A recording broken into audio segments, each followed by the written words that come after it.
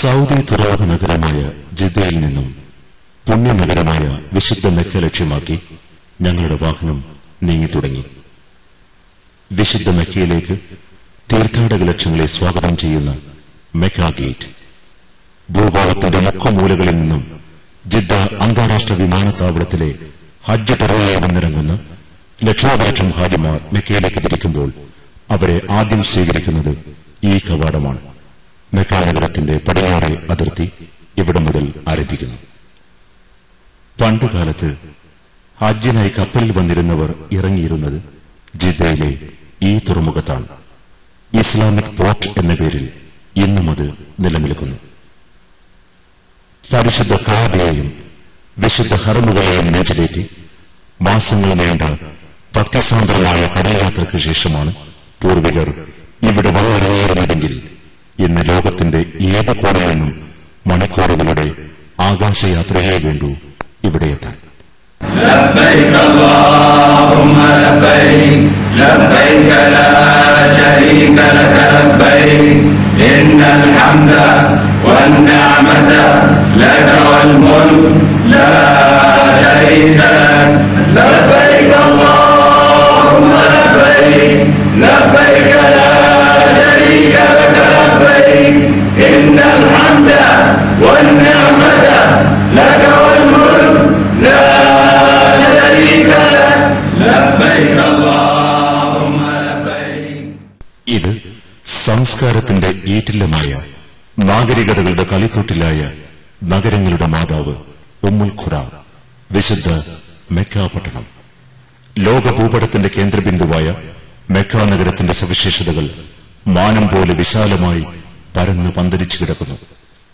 ഈ വിശുദ്ധ നഗരത്തിലാണ് ലോകാനുഗ്രഹിയായ മുഹമ്മദ് മുസ്തഫ സല്ലല്ലാഹു അലൈഹി വസല്ലം തങ്ങൾ ഭൂജാതനായത്.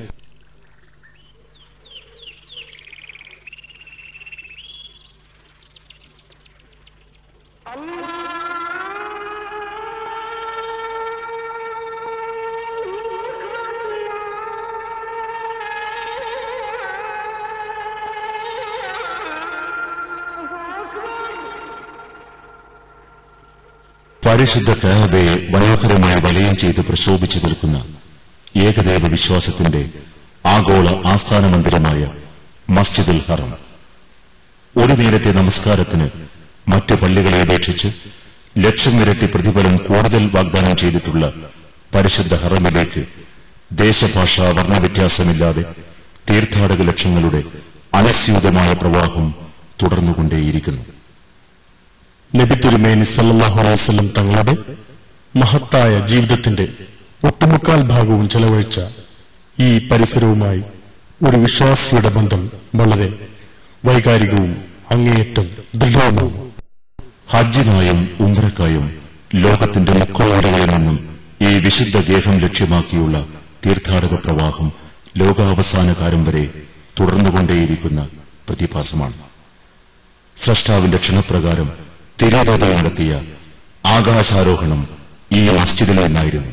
മുസ്ലിം ജനകോടികളുടെ ആസ്ഥാന മന്ദിരമായ പരിശുദ്ധ കായബ ദർശനം ഒരു വിശ്വാസിയെ സംബന്ധിച്ചിടത്തോളം നയനാനന്ദകരമായ ഒരു കാഴ്ചയാണ്.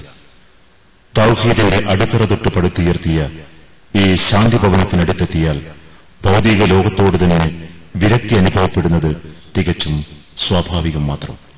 ധനികനും ദരിദ്രനും പണ്ഡിതനും പാമരനും രാജാവും പ്രജയുമെല്ലാം ദേശഭാഷാ വർണ്ണവ്യത്യാസമെന്നെ ശുദ്ധ മനസ്സോടെ പരമപരിശുദ്ധനെ പ്രകീർത്തിച്ചുകൊണ്ട് കണ്ണീരവർക്കുന്ന പാപമോചന പ്രാർത്ഥനകളിൽ മുഴുകിയിരിക്കുന്നു.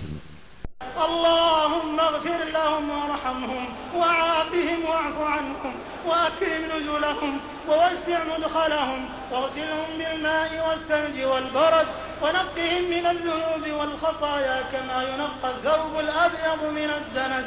اللهم جازهم بالحسنات إحسانا وبالسيئات عفوا وغفرانا حتى يكونوا في بطون الألحاد مطمئنين وعند قيام الأشهاد آمنين وإلى أعلى علو درجاتك سابقين.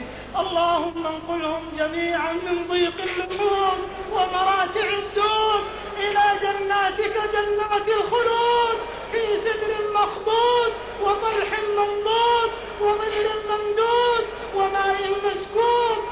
غفور يا ودود يا ذا العرش المجيد. اللهم ارحمنا إذا صرنا إلى ما صاروا إليه، اللهم ارحمنا إذا صرنا إلى ما صاروا إليه تحت الجنادل والتراب وحدنا يا رب العالمين.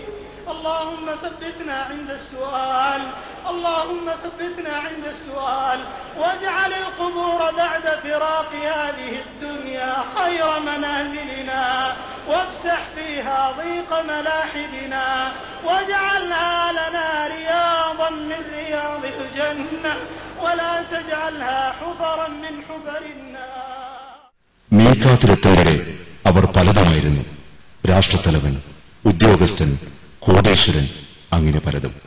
പക്ഷേ എല്ലാ മേലാപ്പും വലിച്ചെറിഞ്ഞ് അജയനും പ്രതാപശക്തിയുമായ റബ്ബിന്റെ കാരുണ്യം പ്രതീക്ഷിച്ചുകൊണ്ട് അവൻ ഇരുവരെ വസ്ത്രമണിഞ്ഞെത്തിയിരിക്കുന്നു. ഭൂമിയിലെ ആദ്യത്തെ ദൈവിക ഭവനമായ കഅബാലയം ആദിപിതാവ് ആദം നബി അലൈഹിസ്സലാം നിർമ്മിച്ചു.